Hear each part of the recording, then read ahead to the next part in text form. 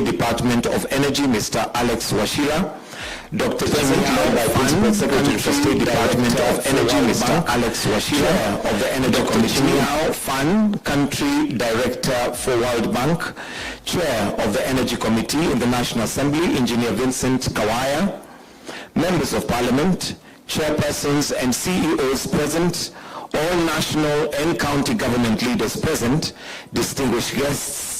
Your Excellency, sir, with your permission, allow me at this point to invite the Principal Secretary, State Department for Energy, Alex Wachira, to guide us, to make some few remarks, but also guide us with the program. Let's put our hands together as we welcome him. Karibu sana, Bwana PS. Welcome.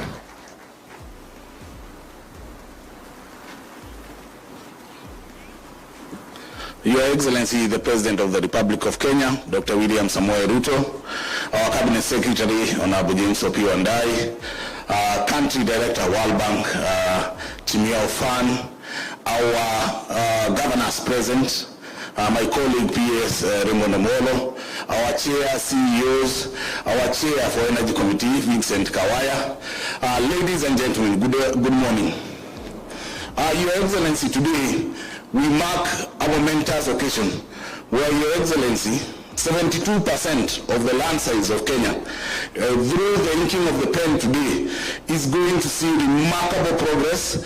And Your Excellency, today marks another day like the one you hosted us last year, 27th of May in State House, where we signed 22 billion for last mile in 35 counties. Today we are signing for the remaining 14 counties in Asal, Kenya. Your Excellency, the journey has not been easy. This was one of a stalled project, Your Excellency, and allow me to recognize just a few people who have made the efforts to ensure that this project gets to where it is. Number one, Your Excellency, allow me to recognize World Bank for the role they have played. We really appreciate you. Secondly, Your Excellency, we have officers from the State Department for Energy, KPLC, and REDEC. These officers, Your Excellency, have gone to every of the 113 sites that we are going to do the mini-grids, the public facilities that we are going to do the standalone solar systems, and the boreholes, Your Excellency. And with that, Your Excellency, because this has been a whole government approach, I also want to recognize the government officials, the Ngao officers, who have helped us in terms of community engagements and ensuring that we get the community to buy in. And last but not least, Your Excellency, we had a challenge with the land. And I want to single out National Lands Commission and the Ministry of Lands that has really helped us to get where we are. Your Excellency, with those few remarks, allow me to invite the World Bank Country Director to just make few remarks, and immediately after that, Your Excellency, will allow me to invite the Cabinet Secretary who will recognize the presence of our leaders. We have many leaders. I can see governors here, members of Parliament here, and he'll be able to guide the rest of the program. Karibu sana, Country Director, World Bank.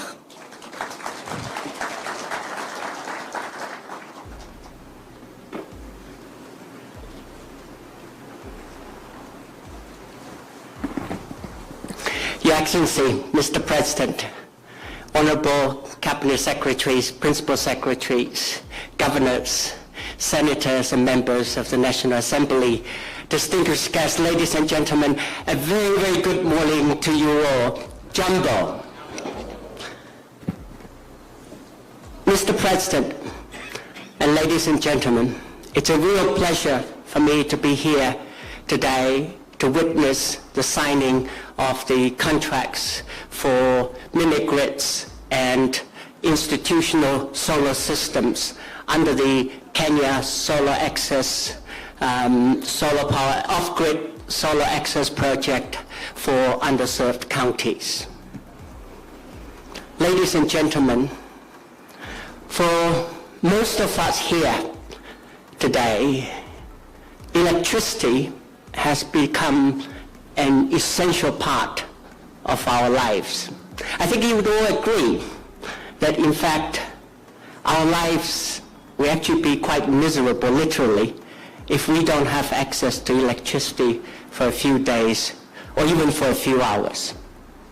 And yet, on this continent, there's still some 600 million people who don't have access to electricity. I think you will agree with me that is not acceptable. And that is why the World Bank Group, together with the African Development Bank, has set an ambitious target of providing electricity access to an additional 300 million people by 2030 on this continent. Kenya has been a leader in renewable energy, Your Excellency. And with about 76% of electrification today, I think you're well on your way to reach universal electricity coverage by 2030. And we at the World Bank are very proud to have been a partner in Kenya's electricity and energy sector and in your journey to reach 100% renewable energy and universal coverage of electricity. We're very committed to provide support, to provide electricity access to an additional 18 million people in Kenya by 2030, Your Excellency, and this project is one important part of that initiative. As you've been briefed, Your Excellency, Mr. President, that there are already close to 900 million people that already benefited from electricity from this project, and a total of between 1.2 to 1.3 million people will have access to electricity. In addition, this project will provide affordable and reliable electricity to many public facilities like schools, healthcare facilities, and other community facilities, as well as, I hope, to many businesses. Your Excellency, I believe that these electricity access will not only improve the lives of the 1.3 or so million people who will benefit directly, but I believe it will be an important catalyst to help the country to create more, better, and more inclusive jobs. I know a goal that you have in your mind every day, Mr. President. We are very committed to support you in this journey, and we're very proud to have been your long-term partner. Mr. President, ladies and gentlemen, you have our commitment to continue to support you in your journey to foster sustainable and inclusive and resilient growth, and to create more, better, and more inclusive jobs, and a bright future for all Kenyans. Thank you.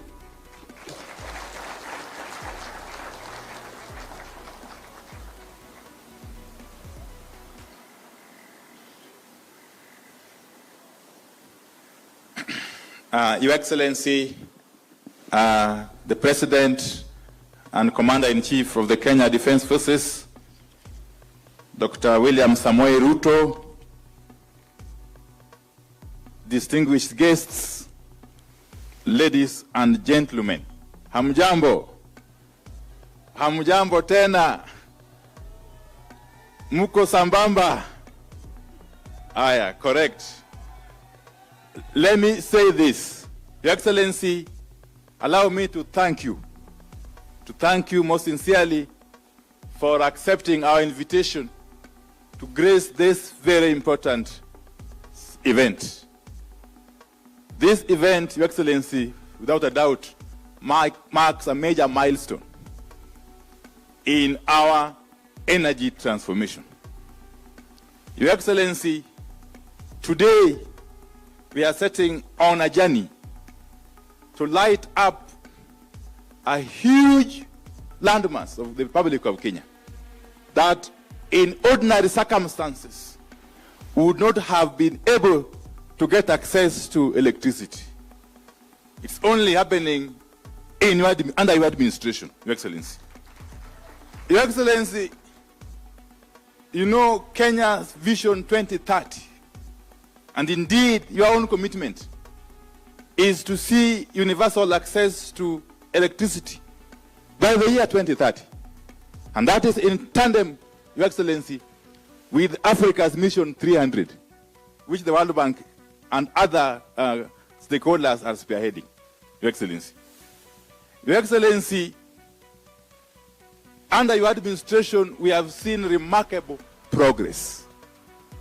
It's only a few weeks ago that we commissioned similar mini-grids in islands on Lake Victoria and other parts of the country.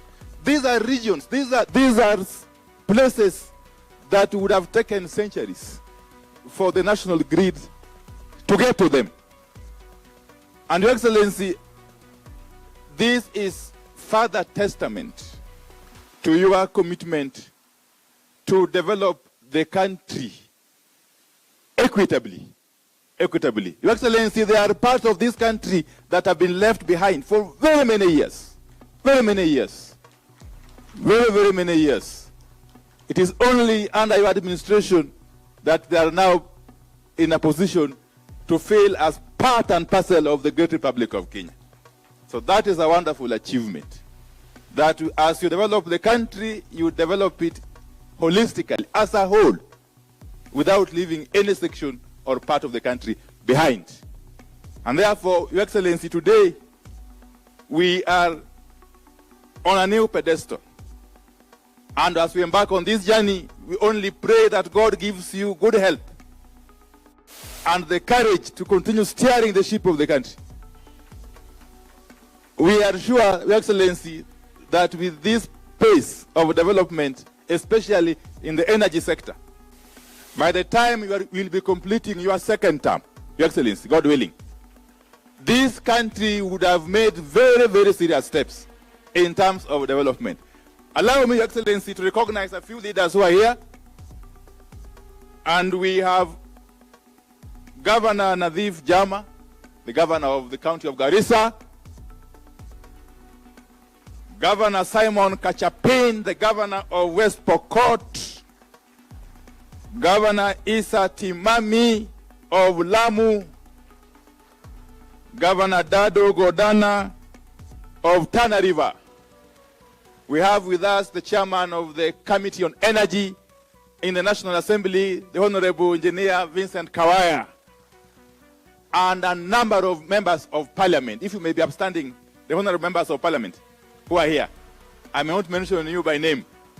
Thank you very much for gracing this occasion. But therefore, allow me, Excellency, in just under 2 minutes, to invite a few of them, just a few of them, to just come and say hello.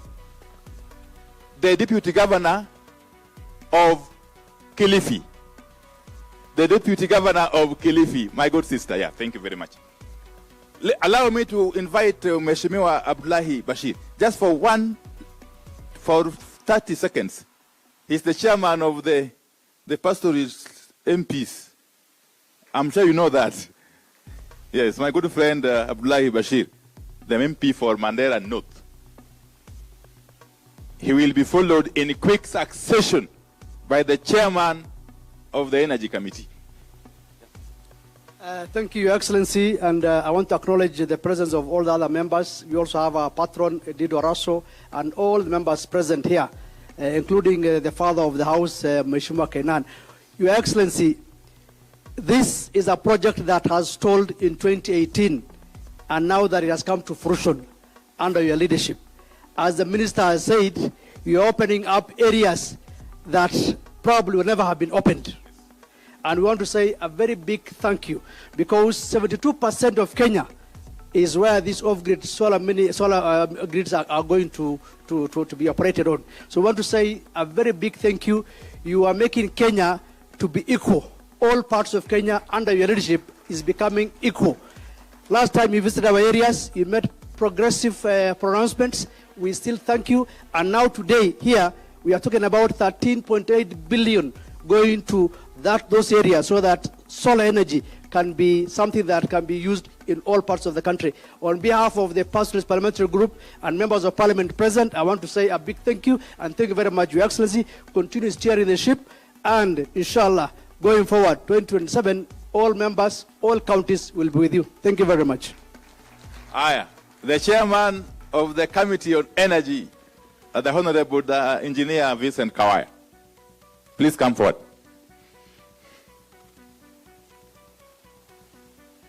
Thank you, Your Excellency, leaders present. Today is a momentous day. I see the joy when we light up a single village.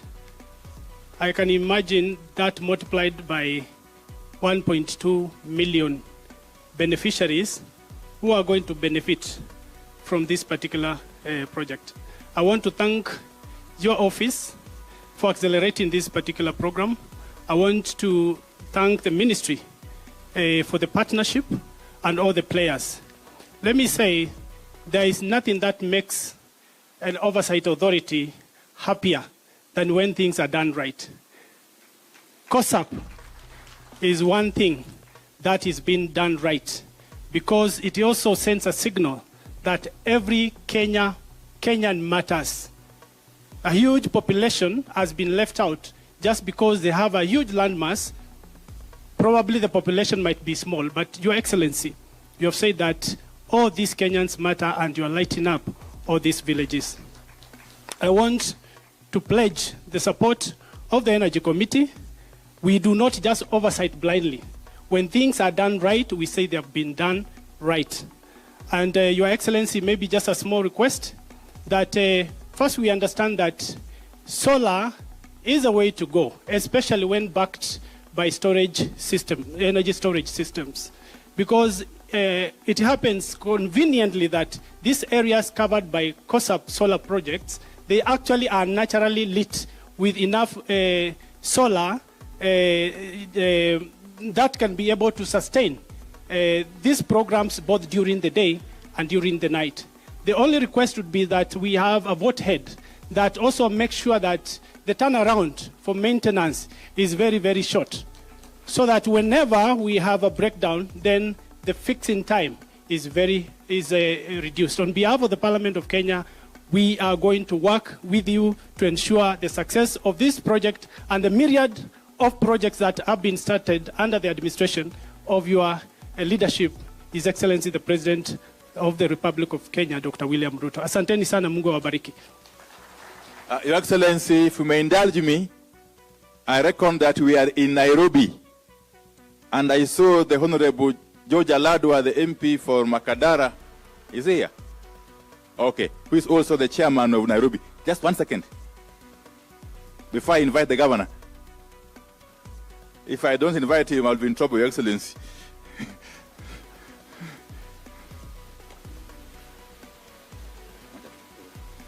Asante waziri, na washukuru rais wetu.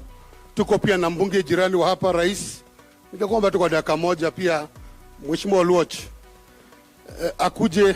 Mheshimiwa Luoch, wacha rais kuja kwanza, wacha kuja. Kimbia tumepata dakika moja.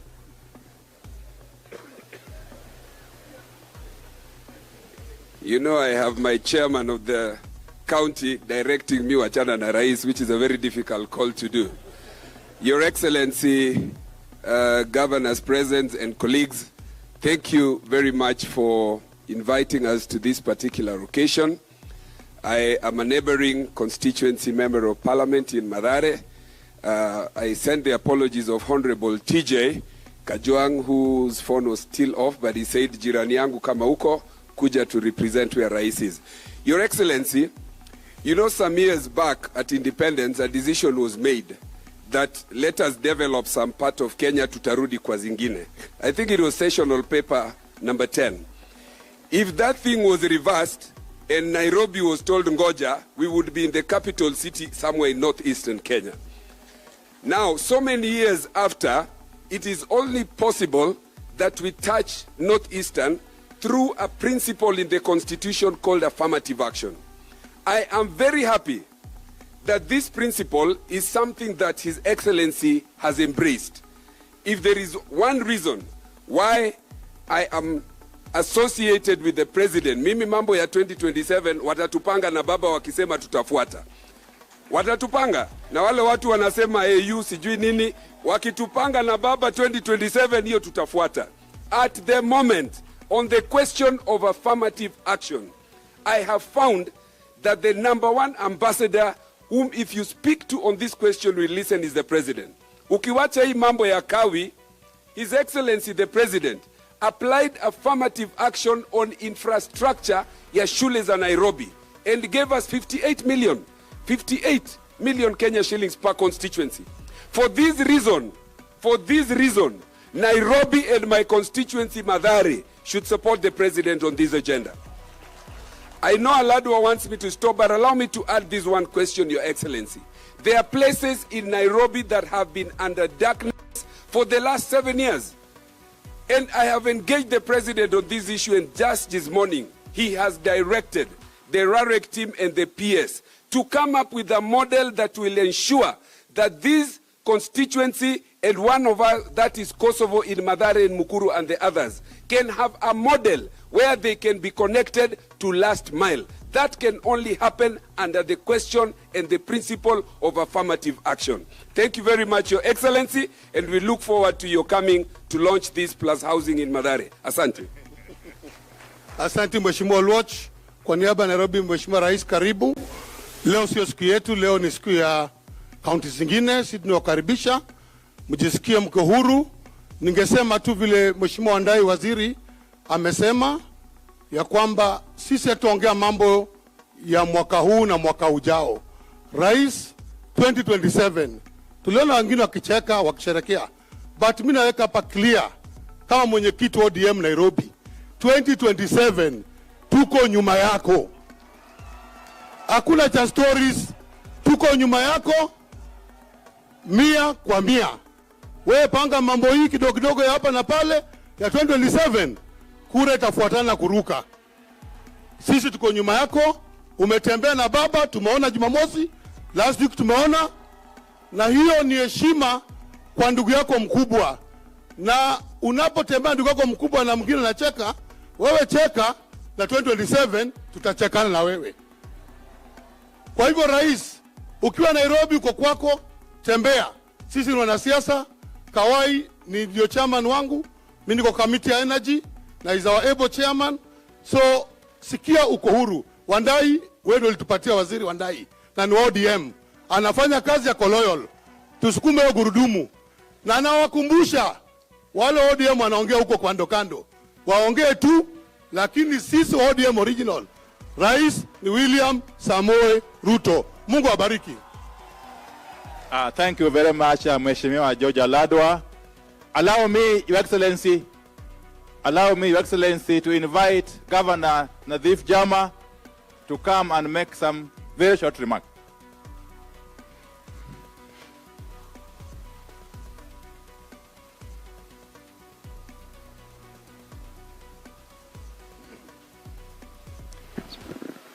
Your Excellency, the President of the Republic of Kenya, my colleagues, governors present, CSS, PSS, MPs, and all protocol observers.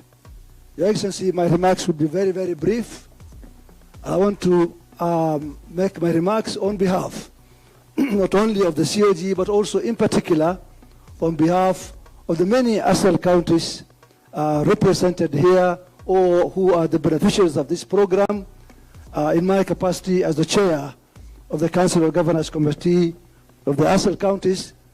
And also, Your Excellency, I want to mention to you that of the many counties who are benefiting, all the 10 counties of the FCDC are also beneficiaries in this program.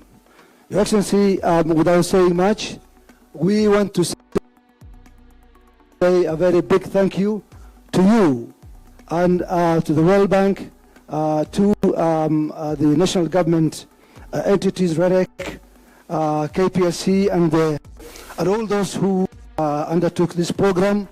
No doubt this is a game changer in our counties, Your Excellency, and most of the beneficiaries, as I said, are our people in the ASAL counties. We are extremely happy that this game-changing project will indeed serve our people. Your Excellency, the many remarks made here also reminded me of the great visit that you made to our region just about 2 weeks ago, where you also really opened up really a great project and announced very, very interesting initiatives. We are saying that together with also this one here, you are indeed, if not, you have actually revised or completely did away with the sessional paper number 10, which deliberately marginalized our region for those many years.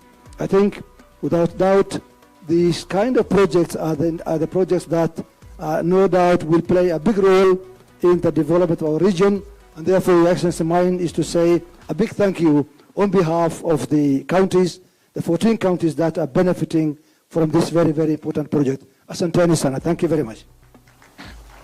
Thank you very much, Governor Nadif.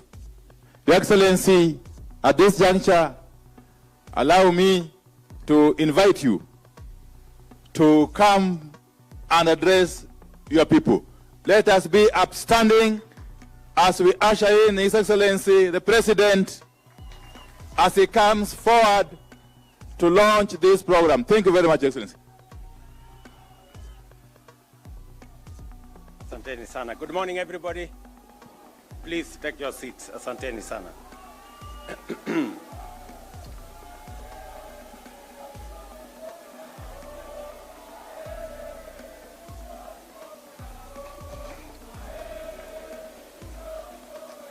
Asanteni sana. Thank you. Asante sana. Nairobi hoye. Nairobi hoye. Bas, asanteni sana. Ningependa kuchukua nafasi hii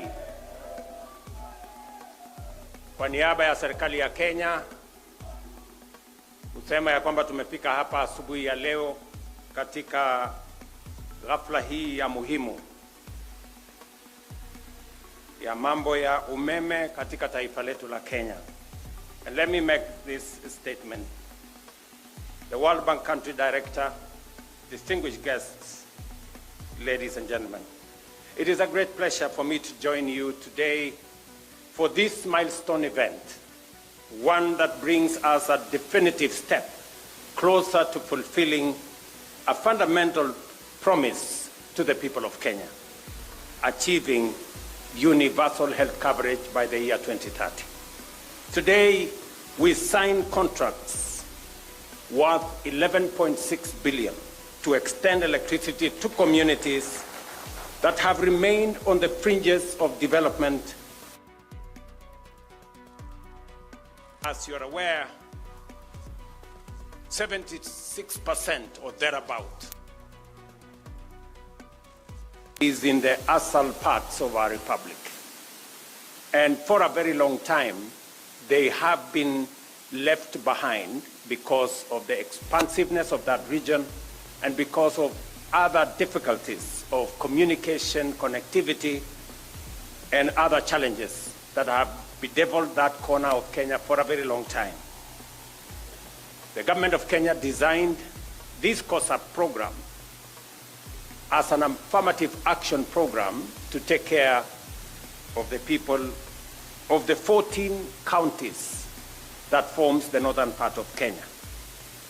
The 14 contracts signed today will establish 113 mini-grids, bring electricity to counties of Turkana, Marsabit, Samburu, Isiolo, Mandera, Wajir, Garissa, Tana River, Lamu, Kilifi, Kwale, and Narok. This marks a significant step and expansion of Kenya's growing energy revolution. Additionally, 6 contracts will be signed to ensure that 343 public health facilities, schools, and administrative offices are connected to electricity through standalone solar systems at a cost of 438 million. A further 316 solar water pumps, 4 boreholes worth 1.6 billion are in the final stages of procurement, ensuring that electricity not only lights homes, but also powers essential services for communities across Kenya. Today's event is more than just a contract signing. It is a reaffirmation of our unwavering commitment to inclusive development. It sends a clear message that no Kenyan, regardless of location or background, will be left behind in our nation's march to progress. Our mission is to extend modern, reliable, and affordable electricity to every home, school, and business, from the most remote villages to the busiest urban centers. This is the foundation of our development agenda, firmly anchored on Vision 2030 and the bottom-up economic transformation agenda, ensuring that every citizen has access to opportunity, access to progress, and dignity. Kenya has made remarkable strides in electrification, increasing access from 29% in 2013 to 75% today, positioning us among the leading nations in sub-Saharan Africa. However, this progress has not been uniform. While electrification has advanced in urban centers and along major transport corridors, vast rural areas remain in darkness. For communities far from the national grid, solar power offers the most practical, cost-effective, and immediate solution. That is why the government of Kenya, in partnership with the World Bank, is implementing the Kenya Off-Grid Solar Access Project, commonly known as COSAP. This initiative is about more than just power. It is about transformation. With electricity in health facilities, vaccines and essential medicines will be safely stored, ensuring life-saving treatment reaches all that need it. With electricity in schools, our children will benefit from longer study hours, better learning environment, and greater opportunities to excel. With power in homes and businesses, we will unlock new economic opportunities, support small and micro enterprises, and create jobs, turning villages into vibrant hubs of commerce and innovation. Distinguished guests, through the last mile connectivity program under the Kenya Power, 1.2 million customers have already been connected in the last 2 years, with another 460,000 set to benefit by 2026. Through REDEC, we have connected 63,000 out of 93,000 identified public facilities, including 22,900 public primary schools. This work continues with 1,071 public facilities projected to be completed in 2023-2024 financial year, and another 1,450 currently underway in the financial year 2024-2025. Beyond expanding access, we remain committed to achieving a 100% clean energy grid by 2030. Diesel-powered stations are being hybridized and with solar PV systems, and plans are underway to install an additional 8 megawatts of solar power in Wajir County. In Lodwar, we are taking a bold and decisive step to shut down the diesel power plant operated by Kenya Power and extending national grid to Lodwar by next year. I am looking for that proud moment to switch off the diesel power plant in Lodwar for the first time. This includes constructing a 100-kilometer of 66 kilowatt power lines and a substation, at a cost of 900 million. These projects are clear statements of intent. We are reducing our dependence on costly and polluting diesel power, cutting energy costs, and reinforcing our climate commitments while enhancing access to our communities, to our villages, and to our towns. And until every household, school, business, and health facility in Kenya has reliable and affordable electricity. And I want to confirm that for the last 7 years, we've had estates, or in fact, areas like Kosovo here in Hospital Ward, Mukuru kwa Njenga, Mukuru kwa Ruben, Mugumoini in Embakasi West, that have lived in darkness for the last 7 years. I have given very firm instructions to the ministry, to REDEC, and to Kenya Power to develop a mechanism where we will light up those estates and those areas of Nairobi. It cannot be that in the capital city of Kenya, there are citizens living in darkness. And the Departmental Committee of Energy at the National Assembly, as we engage with the supplementary budget, we must provide resources for that to happen so that we can light up those areas of Nairobi as we light up the bigger part of northern Kenya. And we are intentional. We are deliberate as we do this because we must develop this country in a wholesome manner. Last week, or the week before, I was in northern Kenya, and I did announce a major road artery that will be constructed from Isiolo through Wajir all the way to Mandera. And many people assume or think it is a joke. Let me tell you, good people, you know, in this country sometimes we take matters of life and death as if it is a joke. I am committed to delivering on that 750 kilometer of road from Isiolo to Mandera, because for a very long time we have left northern Kenya behind. And it is a deliberate statement by the government of Kenya through this administration that no part of Kenya will be left behind. We did develop a transport corridor that connected Mombasa to Malaba, and that is why our development has concentrated on that transport corridor.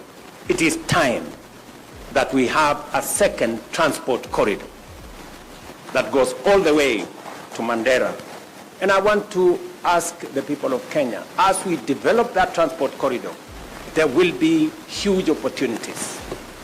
Take time and sample those opportunities. Find your way and develop. As that piece of infrastructure is being developed, and I want to confirm here that there are already 7 contractors on the ground to make sure that that road is done. And we will continue in developing this country equitably. Every part of Kenya is as important as the other part of Kenya. It is also the same reason that the government of Kenya provided an extra 1 billion shillings for especially informal settlements in Nairobi to develop schools.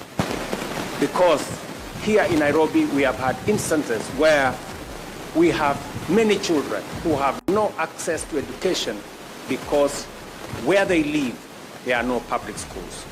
And we will continue to sample the opportunities, look out for the people who are vulnerable, look out for those who are left behind, and carry them along so that we can move together as a nation. So apart from the electrification program that we have all the other programs that are running. Our housing program is on course, and I want to assure the people of Hospital Ward here in Kosovo and all the other areas. Your member of parliament has been on my case so many times, but I want to assure them and to assure your people, Mheshimiwa, that this morning there was an inspection by the leadership of the Kenya Police. We are going to provide land to develop our affordable housing program so that the people who gave way on the Nairobi River can be given the first priority as we develop our affordable housing program.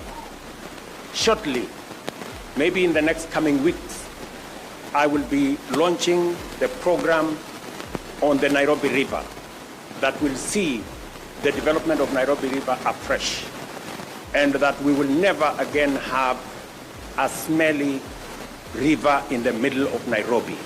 We will have a modern transport corridor and a proper piece of infrastructure around the Nairobi River. Again, it is because we must do the things we must do to change our country, irrespective of all the other things and all the other considerations that ordinarily inform decisions that have political ramifications. To the contractors, signing this as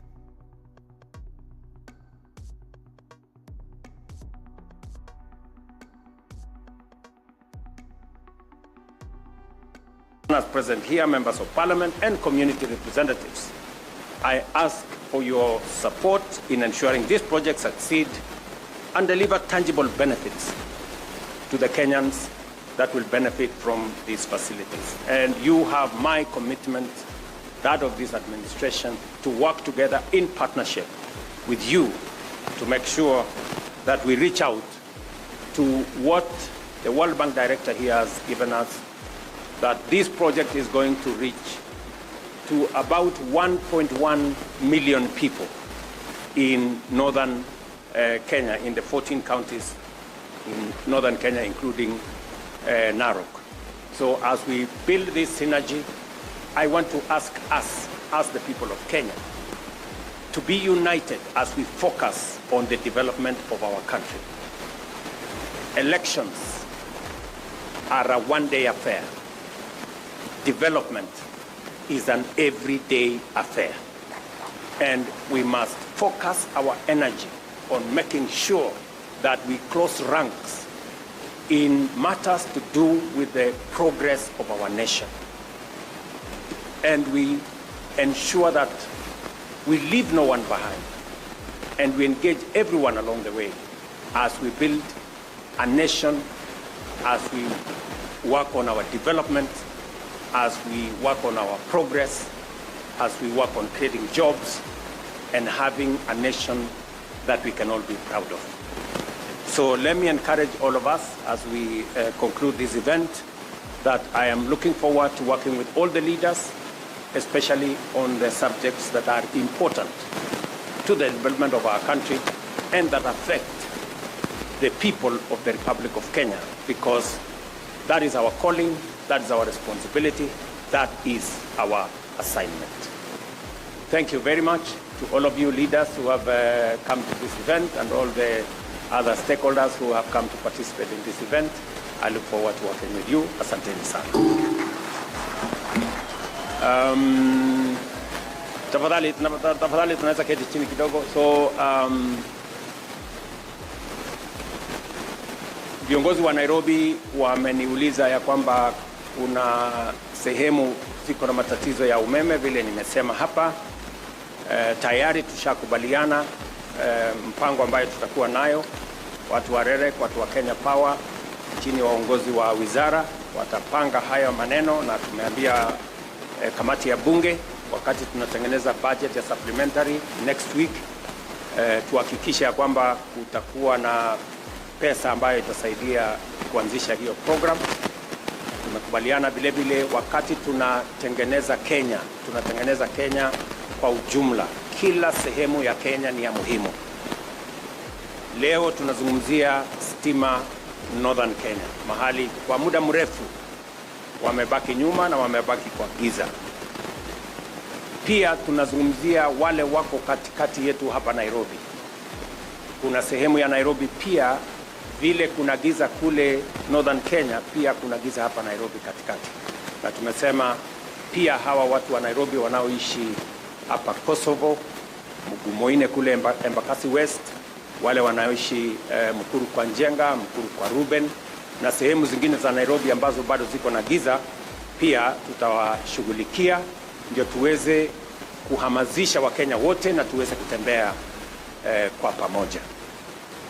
Mimi vile nataka sote kama viongozi, wananchi, tuungane na tushirikiane katika harakati ya kusukuma mambo ya maendeleo. Kwa Nairobi, wananchi wengi, asilimia kubwa ya Nairobi wanaishi katika sehemu ambazo hazina barabara, haina maji, haina stima, na ndio sababu program yetu ya affordable housing tunaitumia kuisukuma, na mimi niko na imani ya kwamba kwa ushirika wa wananchi na viongozi wa hapa Nairobi na Kenya mzima tutaweza kutekeleza mpango huo kwa manufaa ya vijana wetu watakaopata ajira katika sehemu hizo, kwa faida ya wananchi ambao wanatafuta makao, na vile vile kuhakikisha kwamba tunaishi katika mazingira na mji ambao uko na mpango, uko na taratibu, na tunaendelea mbele sisi zote kwa pamoja. Asanteni sana na mimi nawatakia heri. Asante. Tumpongeze rais kwa makofi tafadhali. Kwa hivyo naomba tafadhali wale ambao tunalete meza tulete kwa haraka ili tuweze kuwekwa kwa sahihi kwa kandarasi. Let's take our seats please. We'll now progress to the signing of the contracts, and at this point allow me to invite the CS, the PS and the country director for World Bank to come and also be part of the witnesses. But we'll also invite Mr. George Nduati Kibe together with Dr. Rose Mkalama to come and sign on the mini grids for Lot 4 and Lot 5 for Geo Solar Systems, starting with Geo Solar Systems. So kindly, if we can have Mr. George Nduati Kibe to take his position, then we'll also have the contracts brought, kindly.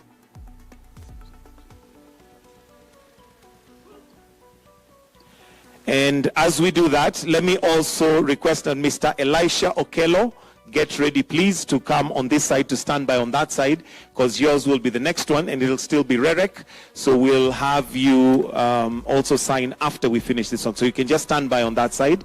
If we can kindly have the contract for Geo Solar Systems. This will be covering Marsabit County in Lysamis and North Hor. So this is a contract for Marsabit County, Lysamis and North Hor.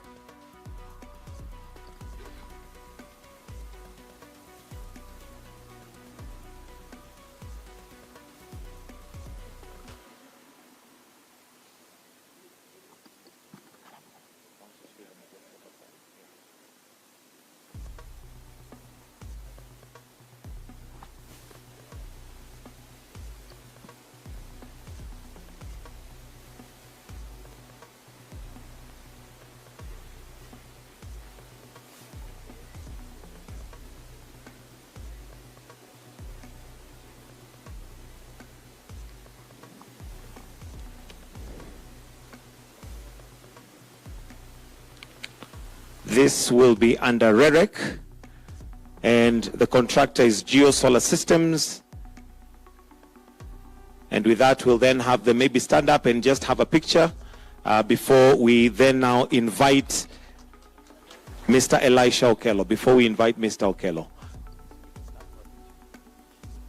Okay. Thank you. Dr. Mkamala, I'll request you to remain because it's still Rerek. Then we'll have Mr. Elisha Okello to kindly come and also sign on behalf of Bright Rays International Limited. This will be for Samburu County, West Samburu North and Samburu East.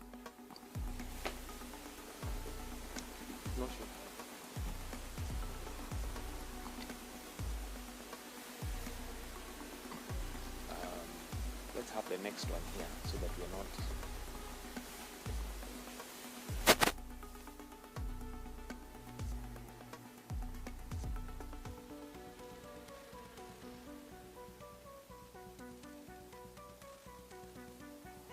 And let's also have Mr. Prakasan, TP, to be on standby. This will be for Kenya Power. We'll also have Dr. Engineer Joseph Sirol to kindly stand on standby as they will be signing the next ones on behalf of KPLC. Thank you. So you may just stand.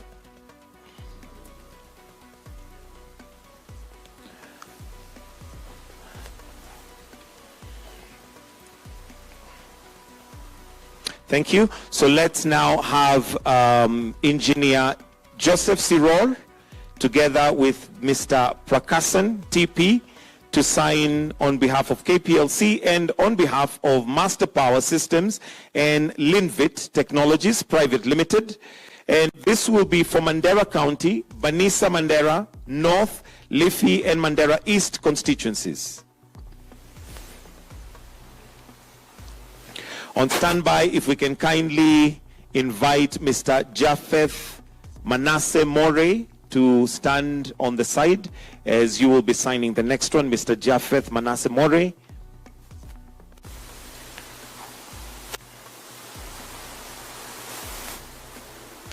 So the current contract is for Mandera County, Banisa Mandera, North, Liffey, and Mandera East constituencies. And that's mini grid lot 1.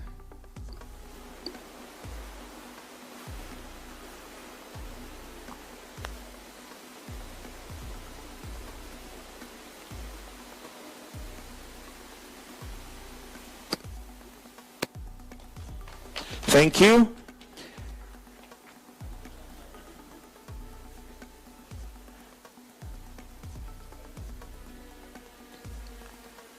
So thank you. Next, let's have Mr. Manasseh More together with Engineer Joseph Sirol. This will be on behalf of KPLC and on behalf of Tech 7 Automation Systems, Baran Telecom Network, and this will be covering Kilifi and Kwale counties. Kilifi and Kwale counties.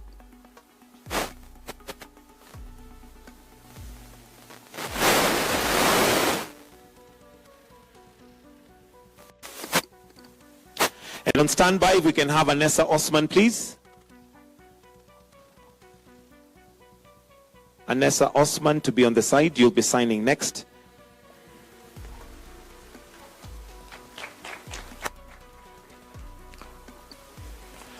So the next contract is for CP Solar Resources Limited.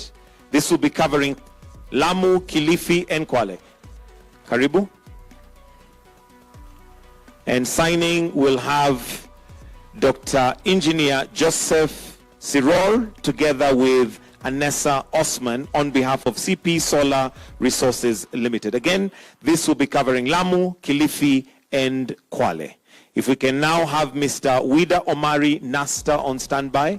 Wida Omari Nasta on standby. You'll be signing in next together with Dr. Engineer Joseph Sirol as the last contract that we're going to be signing at this point in time, as the rest have already been taken care of. So a quick photo.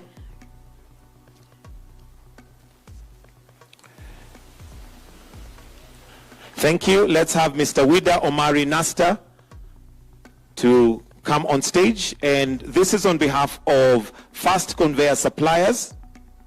This will be a standalone solar photovoltaic system, Lot 5, which will cover Garissa, Tana River, and Narok counties. That's Garissa, Tana River, and Narok counties.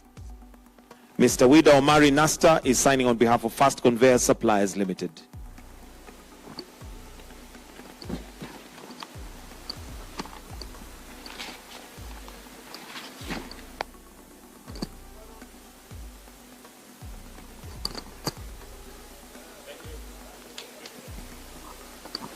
Thank you. With your permission, Your Excellency, we'll quickly move the table, and let me request all the governors to come on stage for a quick photo with His Excellency. All governors present to kindly come as we remove the table for a quick photo with His Excellency. If I may also just request that we stand a bit forward, move a few steps forward so that we have better lighting.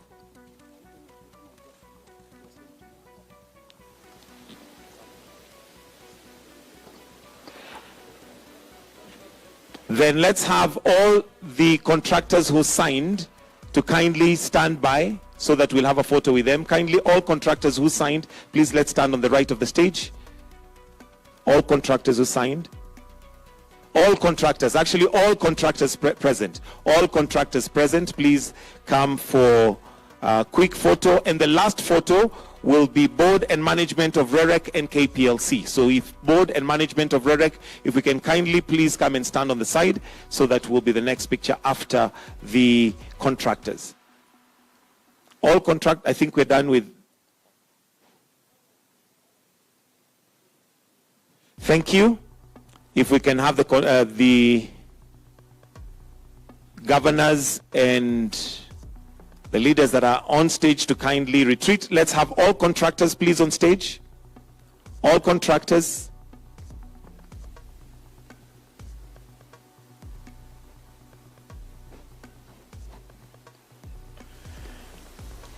Board and management of REREC and KPLC, please stand on the right of the stage. Your photo will be the last photo as we wind up.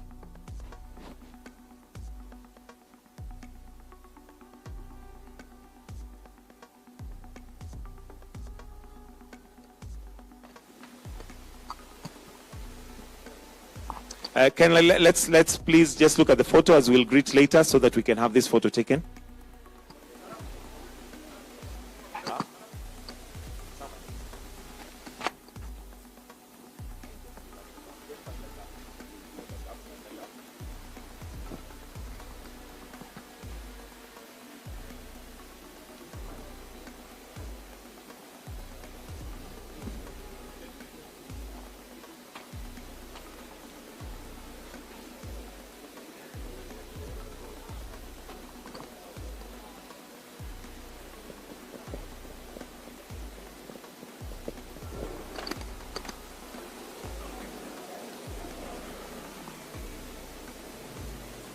Thank you. If we can all exit to your right, to your left, please. To your left, let's have the board and management of REREC and KPLC as the last photo, please.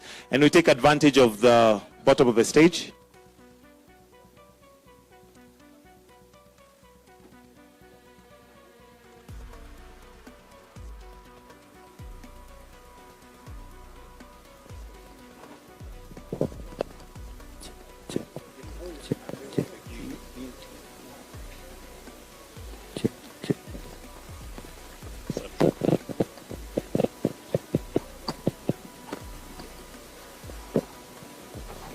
All right, thank you. If we can exit to your left, kindly. Members of Parliament present, I am under duress to ensure that they get a photo. I had already arranged for those ones, but members of Parliament, karibuni.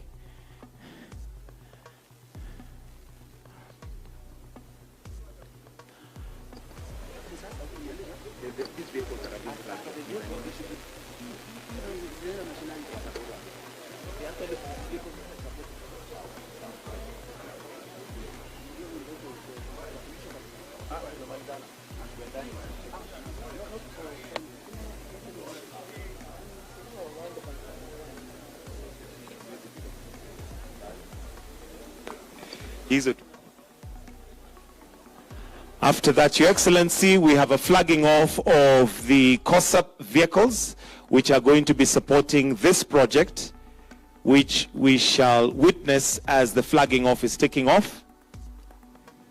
And the flagging off will have the honor of His Excellency flagging them off. Thank you very much, Your Excellency.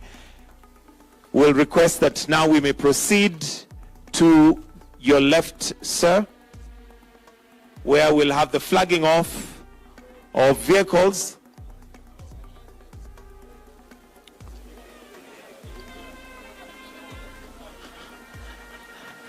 COSAP vehicles to be flagged off.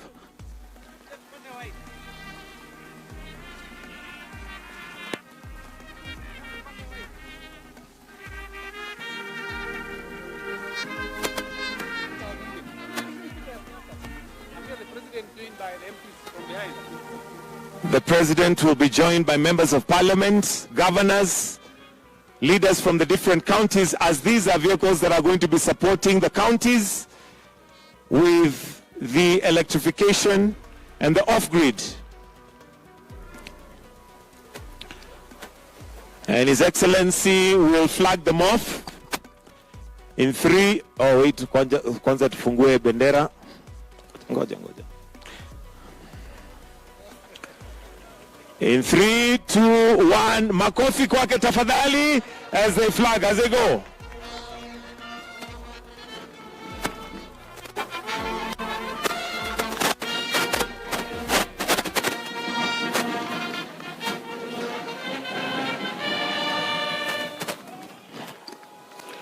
And now we have the vehicles that are going to be supporting Kawi Safi Mashinani, COSAP, Kenya Off-Grid Solar Access Project, wakisema ya kwamba ni Kawi Safi Mashinani.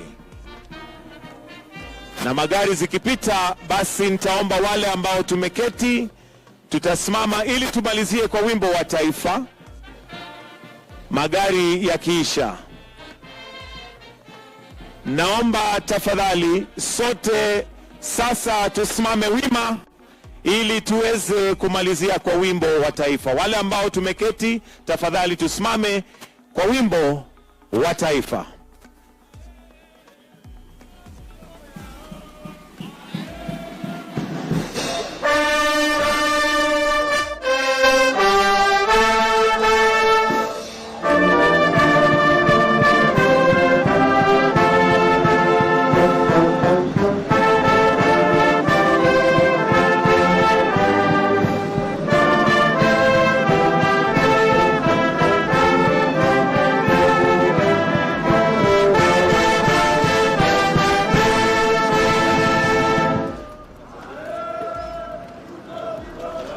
Sasa tumefika mwisho wa hafla hii. Naomba tafadhali tubaki mahali tulipo, tumruhusu rais aweze kutoka.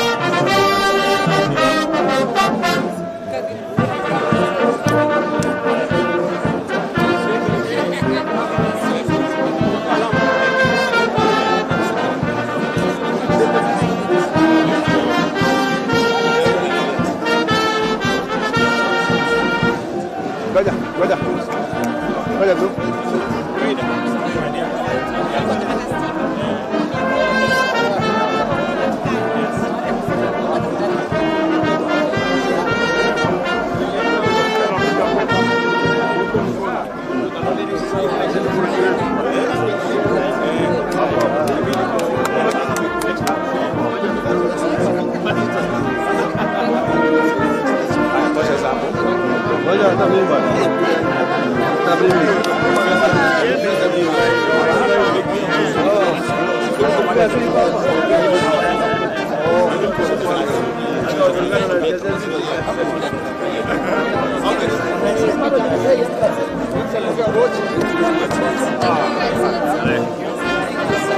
It's